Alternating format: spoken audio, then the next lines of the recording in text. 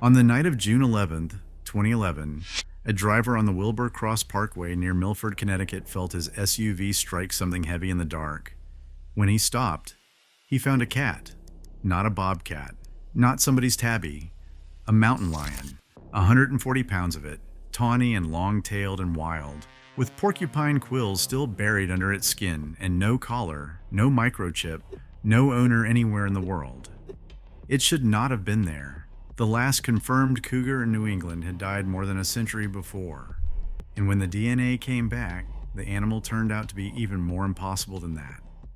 It had walked from the Black Hills of South Dakota, roughly 1,500 miles in a straight line, the longest journey ever recorded for its kind, nearly double the previous record. It crossed Minnesota, it crossed Wisconsin, where a trail camera caught it in the snow. It crossed the top of a continent, alone, looking for something it never found, and it died on a parkway in a state where every map, every agency, every wildlife biologist agreed there were no mountain lions at all. Milford is not Appalachia, but it tells you what the Appalachians are up against. Because a few hundred miles to the south and west, in the oldest and most crowded wilderness in the eastern United States, the same thing is happening. And there, the animal isn't dying on a highway where someone can weigh it. There, it stays in the trees. The United States government has officially declared the eastern cougar extinct. And the eastern cougar keeps getting photographed, keeps getting shot, keeps turning up as roadkill with DNA that leads back to the living. The people who see them come away saying the same strange thing over and over in Pennsylvania and Kentucky and the hollows of Tennessee, that the animal was bigger than it had any right to be. This is the story of a predator that isn't supposed to exist, in the last place you'd expect to find room for it, growing, in the telling at least, into something no one can quite explain. And the reason no one can explain it is the strangest part of all. Start with what was lost, because you can't understand the ghost without the body. Before the roads had names, the cougar was everywhere east of the Mississippi. It ranged from Maine down to South Carolina, west into Michigan and Tennessee, a single tawny cat woven through every forest on the eastern half of the continent. The people who lived here had a dozen names for it: catamount, painter, panther, ghost cat. You can still read those names on the land itself.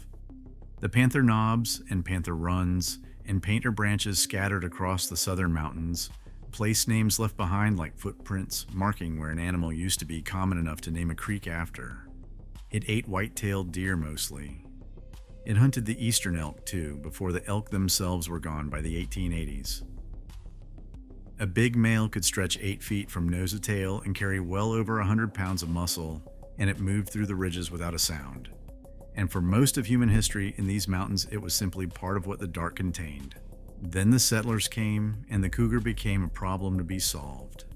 It was shot for its skin, and shot to protect livestock, and shot out of the old inherited fear of a big cat in the woods. The forests that fed it were cut to the horizon. The deer it depended on collapsed. Bounties were paid. And one by one, county by county, the panther went quiet. The last one in North Carolina was recorded in 1886 in Highlands in Macon County. The last confirmed animal anywhere in the Northeast was killed in Maine in 1938. In New Brunswick, just across the border, the final record dates to 1932. After that, nothing the record would accept. The catamount was gone from its own mountains, and the mountains kept its name and forgot its face. For decades, that was the whole story, and it had a clean, sad shape to it. In 1973, the eastern cougar was placed on the newly created endangered species list, which is a strange thing to do to an animal that most experts already believed had been dead for 35 years. It sat there, protected on paper, a name without a body, for another generation. Then in 2011, the U.S. Fish and Wildlife Service finished a long, formal review and said out loud what the silence had implied. The eastern cougar was extinct. It had probably been extinct since the 1930s, and all those sightings, the ones that never stopped, the ones piling up in every rural county in the range, were not what people thought they were. Between 1900 and 2010, the agency counted more than 100 reported eastern cougars. The ones that could be explained turned out to be escaped or released pets, or wandering western cougars, Or most often, ordinary bobcat seen briefly in bad light and remembered larger than life. In 2018, the government made it official and struck the eastern cougar from the endangered list entirely. You cannot protect what no longer exists. And here's where the story folds back on itself in a way that should bother you more than it does. Because when biologists actually sequenced the DNA, the eastern cougar turned out to be genetically indistinguishable from the mountain lion still living in the West. Same animal. Some taxonomists argued that eastern subspecies had never truly been a separate thing at all. Just a line drawn on a map. A label applied to a population that flowed, uninterrupted, into the cats of the Rockies and the Black Hills. Which means the word extinct is doing something slippery here. An animal was declared gone that may never have been distinct enough to go. The thing on the endangered list was, in a sense, a bookkeeping error, and the correction, the delisting, told rural America that the cats they kept seeing were officially impossible. That explanation held for more than a decade. It is tidy. It fits the evidence, or most of it, and it is quietly, structurally designed to make every new sighting disappear before it can be counted. If you're finding this as strange as I do, subscribing is the simplest way to keep these investigations coming. The eastern half of this continent is full of stories like this one, and I'm working through them one animal at a time. Now watch what happens when the tidy explanation meets the evidence it was built to dismiss. The problem with calling every eastern cougar a stray is that strays are supposed to be rare and random and going nowhere. A one-in-a-generation accident. And for a while, you could believe that. Then the Connecticut cat walked 1,500 miles and died on a parkway. And it broke something in the argument that no one has been able to fix since. Think about what that animal proved. Not that a cougar might, under freak conditions, drift a little east of its range. It proved that a single young male could cross nearly the entire width of the country under its own power, unassisted, unnoticed, through Minnesota and Wisconsin and very likely southern Ontario, and arrive in one of the most densely settled corners of the United States, still wild, still hunting, still carrying the porcupine quills of the northern forests in its skin. The previous distance record for a dispersing cougar was around 660 miles. This one more than doubled it. If one cat can do that, the ceiling on where these animals can turn up did not just rise, it came off entirely. And they keep turning up. In 2014, a cougar was killed in Bourbon County, Kentucky. DNA traced it again to the Black Hills of South Dakota. In western Tennessee in the same decade, wildlife officials confirmed multiple encounters. A trail camera catching one on the move, and, in another case, a bow hunter who wounded a cat that genetic testing identified as a female from South Dakota. A female. That word matters more than any other in this entire story, and I'll come back to why. The Cougar Network, which tracks confirmed evidence of the animals east of their range, has watched the dots march steadily eastward for 2 decades, following an expanding western population that is running out of room and sending its young males looking for territory that hasn't been claimed. That is the engine underneath all of it, and it is not mysterious at all. Western cougar populations recovered through the second half of the 20th century, and a recovered population produces more young males than it has room for. Those males have to go somewhere. They walk east along river corridors and forest edges, out across the plains where cougars were also wiped out a century ago, into the Midwest, and, for the boldest and unluckiest few, all the way to the wall of the Appalachians and the crowded coast beyond. The eastward drift isn't a conspiracy or a miracle. It's a pressure system. And pressure systems don't send one probe and stop, so the escaped pet explanation gets a little thinner every year. Because a released house pet doesn't have Black Hills DNA. A released pet is declawed, or neutered, or microchipped, or all three. And these cats, again and again, are none of those things. They are wild animals, born in the West, that walked here. The record says the eastern cougar is extinct, and the record is, narrowly, correct, but it was answering the wrong question. The question was never whether the old subspecies survived. The question is whether the living animal is coming back on its own, and the evidence says it already is, one impossible walk at a time.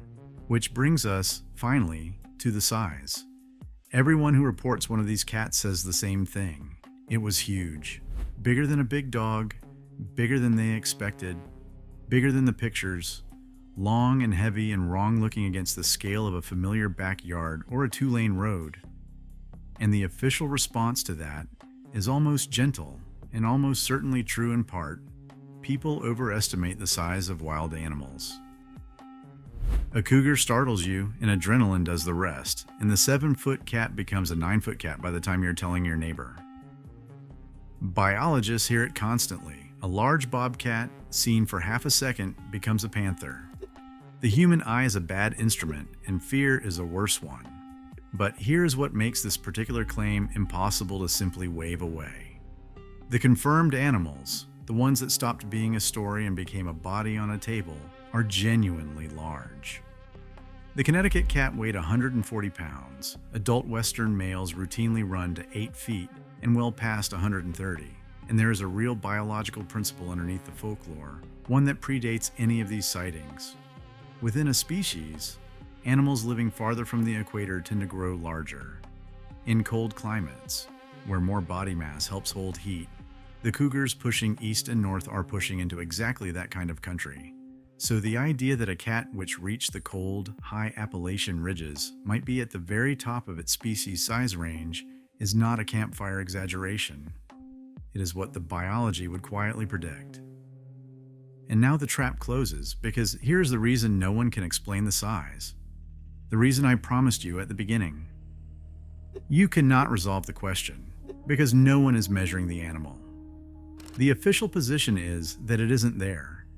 And an animal that officially isn't there does not get caught, does not get collared, does not get weighed, does not become a data point. The confirmations are almost all deaths. A cat on a highway, a cat shot on a farm. Because death is the only thing definitive enough to force the record to admit an animal was present. The living ones stay in the trees, unmeasured, and the reports of their size pile up on one side of a scale that has nothing on the other.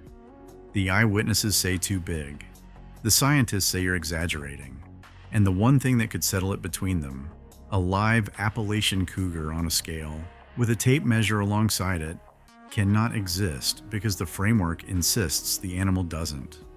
The certainty that there's nothing to measure is precisely what prevents the measurement. That is not a mystery about a cat. It is a mystery about how we decide what's real. Sit with that for a second, because it inverts everything you'd expect. Normally, the burden of proof falls on the strange claim. You saw a giant cat, so you'd better bring evidence. But here the strange claim is the one being systematically starved of the evidence that would test it, by the very institutions best equipped to gather it. The eyewitness is asked to produce a proof that the record has quietly decided not to allow into existence. So the size of these animals doesn't get settled. It just accumulates in 10,000 private accounts in a country that has agreed, on paper, not to keep the receipt. I want to hear from you on this one, because the record is thin precisely where you live. If you've seen something in these mountains, Pennsylvania, West Virginia, the Carolinas, Kentucky, the hollows of Tennessee, that you couldn't explain, tell me in the comments and tell me where. The map of this animal is being drawn, quietly, out of exactly those accounts. So what is actually out there? Strip away the certainty on both sides, and you're left with 3 possibilities, and not one of them lets you sleep easy. The first is the loneliest. Every confirmed eastern cougar so far fits a single, tidy profile.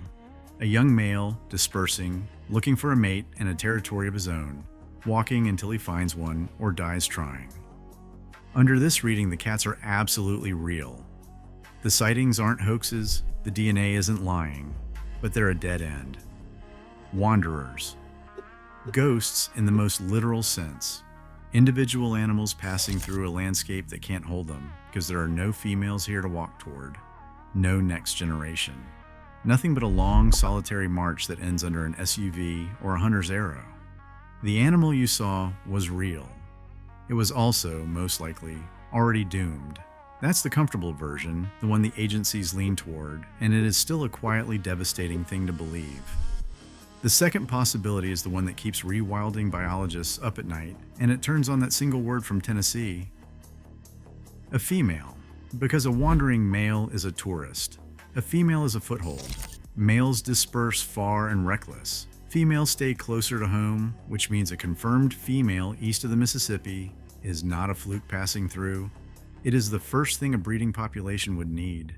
If the dispersing cats are mostly young males, and even a few females are following the same corridors east, then somewhere in the folded, forested, thinly watched country of the Appalachians, cougars may already be finding each other. Not a stray, a beginning. A population reassembling itself in the one region of the eastern United States with enough deer, enough forest, and enough shadow to hide it, and doing it below the threshold of proof in a place where officially no one is looking. The third possibility is the human one, and it's the least flattering. That the mountains, having lost their apex predator, could not stand the empty space where it used to be and filled it. That some of what people see is real cougars, and some is bobcats and house cats and shadows, and some is the old catamount refusing to die in the imagination even after it died in fact. The wampus cat, the black panther that no science has ever produced a body for, the hunger of a landscape for its own missing teeth. Under this reading, the animal is partly out there and partly inside us, and the two have grown so tangled that the reports themselves have stopped being reliable evidence of anything but longing. Here's the uncomfortable truth. All three are probably happening at once. There are real lone males walking these ridges right now. There may already be females among them, and the folklore is real too, layered on top, distorting the count in both directions. The honest answer to what's out there isn't one of the three. It's that we've built a system that can't tell them apart. And that is what the authorities will actually admit, if you press them past the headline. Not that the cats are all pets, not that every sighting is a bobcat, but that they don't know. They don't know how many cougars are moving through the eastern mountains in a given year. They don't know how far the dispersal front has advanced, because it advances silently, one animal at a time, and only announces itself when something goes wrong. They don't know whether the females have arrived in numbers, because confirming that would require a systematic search that no agency is funded or motivated to run for an animal. It is formally declared gone. The extinction of the eastern cougar isn't just a fact on a list. It's a decision about where to point the cameras, and the cameras are pointed away. Consider what that does. Every confirmation we have is essentially an accident, a cat that stumbled into a car, or a trail camera set for deer, or a hunter who happened to be in the exact wrong place. We are learning about a returning predator entirely by chance, from the small fraction of animals unlucky enough to die in a way the record can't ignore. For every cat on a highway, how many crossed the same road at 3 in the morning and made it to the far tree line? Nobody knows. Nobody is counting. The most honest sentence anyone in this field can say is the one they say most reluctantly. That the true number is unknown, that it is almost certainly higher than the confirmations, and that the gap between what's confirmed and what's out there is exactly the size of our unwillingness to look. There is a useful way to picture that gap. Call it the ghost range, the territory an animal almost certainly occupies, but hasn't been proven to, the shaded margin of maybe around the hard dots of confirmation on a map. For the cougar in the east, that margin may be enormous. It may be most of the mountains. And the honest map of this animal isn't the scatter of confirmed points at all. It's the shaded uncertainty spreading across the eastern third of a continent while the official record still reads, in the same place, none. Step back and look at where this is happening, because the setting is the whole point. The southern Appalachians are not a wilderness in the way the West is a wilderness. This is old country, settled country, laced with roads and farms and small towns and second-growth forests that has grown back over a century of abandoned fields. Millions of people live inside the cougar's former range. They drive its ridges to work. They hike its trails on weekends. They think of it mostly as tame, as scenery, as a backdrop, as the safe green edge of an ordinary life. And that is precisely the kind of place this animal is built to disappear into. A cougar doesn't need untouched wilderness. It needs deer and cover, and the willingness of the people around it not to notice. The eastern deer herd has swollen to numbers the old catamount never enjoyed. The forest has come back. The cover is there. The only thing missing was the cat, and the cat is walking here on its own, and it is very, very good at the last part, the not being noticed. So most of them you will never see. That's not a comforting thought or a frightening one. It's just the arithmetic of the animal. A cougar can watch you from a hillside for the length of your entire hike and let you walk out of its life without ever giving itself away. The ones that get seen are the exceptions. The young, the desperate, the unlucky, the ones caught crossing open ground in the wrong light. Whatever the true number is, the seen ones are the smallest sliver of it. The mountains you think of as empty of large predators are, on the current evidence, slowly refilling with one, and the refilling is invisible by design. Not the cat's design, but ours. We stopped expecting it. And a thing you've stopped expecting is a thing you've trained yourself not to see. And when one of them does step out of the pattern, when a cat crosses a headlight beam on a mountain road and someone gets a real, close, unhurried look, this is what they carry away. Not that they saw a mountain lion, but that they saw something too large for the world they thought they lived in. Maybe the eye exaggerates. Maybe the cold ridges really are growing the biggest cats of their kind. Maybe it only feels enormous because it is standing in a place that spent 100 years insisting nothing like it could be there, and size is the mind's way of registering how wrong the map was. All three can be true. None of them can be measured. The cat steps back into the dark, and the argument stays exactly where it was. I have more of these coming. Other animals the record swears are gone from places it swears they can't be. And subscribing is how you'll be here when the next one surfaces. Here is what this story is really about. Not fear. There is almost nothing to fear. A fatal cougar encounter is astronomically rarer than the deer collision you risk on the same drive without a second thought. This was never about danger. It's about a gap. The distance between the world as we've certified it and the world as it actually is, moving, right now, through the trees at the edge of the parking lot. It's about an animal that was here before any of these roads had names, that never signed the agreement we imagine it signed to stay out of our sight. And that is walking back into its own mountains on legs that carried one of its kind 1,500 miles to die on a Connecticut parkway rather than turn around. Somewhere tonight, that cat's living cousins are doing what it did. A young male is crossing a ridge in West Virginia that no camera watches. Following a scent trail east, in eastern Kentucky, another moves through second-growth timber a few miles from a town that has a panther run on its old maps and no idea the name might be turning literal again. And somewhere in the deep-folded country of Tennessee, where they already confirmed a female, the word that changes everything, a cat that officially does not exist is lying up in the laurel through the heat of the day, waiting for the dark, waiting for the country to fill back in around it, waiting with the patience of something that was always going to outlast our certainty that it was gone. And if this was your kind of story, YouTube thinks the one already waiting on your screen is too. It's a good guess. Go ahead and let it play.